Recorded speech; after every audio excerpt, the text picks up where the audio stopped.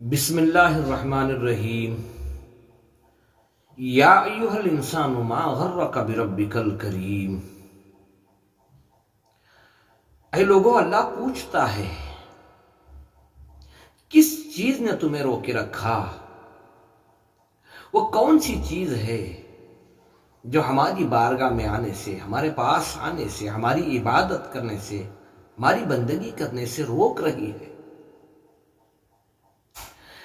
11 مہینے ہم نے تمہارے لیے دیے، کہا 1 مہینہ ہمارے لیے دے دو، 1 مہینہ ہماری بندگی کرو، ہماری عبادت کرو۔ اللہ سبحانہ و تعالی ہمارے اگلے 11 مہینوں میں ہمارے لیے راستے آسان کرے گا، ہماری زندگی میں خیر و برکت ہوگی، ہمارے مال میں خیر و برکت ہوگی۔ کیا عجیب بے وفائی ہے! اتنی نمک حرامی، سب کچھ اس کا دیا ہوا ہے، جان اس کی ہے، زمین اس کی ہے، زمین سے نکلنے والے غلے اس کے ہیں، سب استعمال کرتے ہیں، ہواؤں کو لیتے ہیں، سورج کی روشنی سے فائدہ اٹھاتے ہیں۔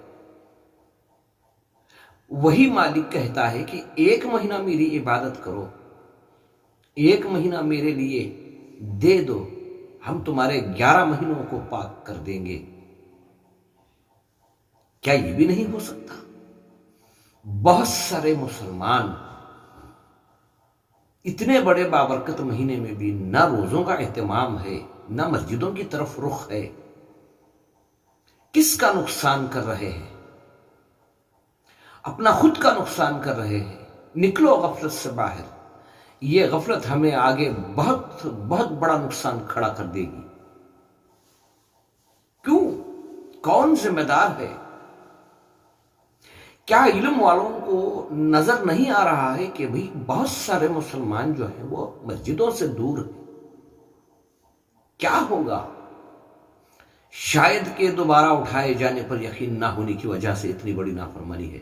ایک بہت بڑی طاقت سے ٹکر لے رہے ہو میرے بھائیوں، سنبھل جاؤ۔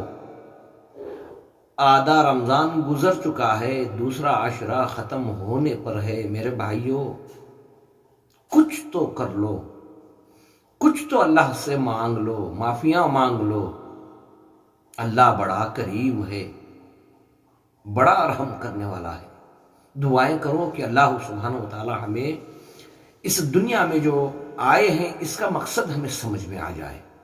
اے اللہ، ہمیں تیرے ہونے کا یقین عطا فرما، تجھ سے ہونے کا یقین عطا فرما۔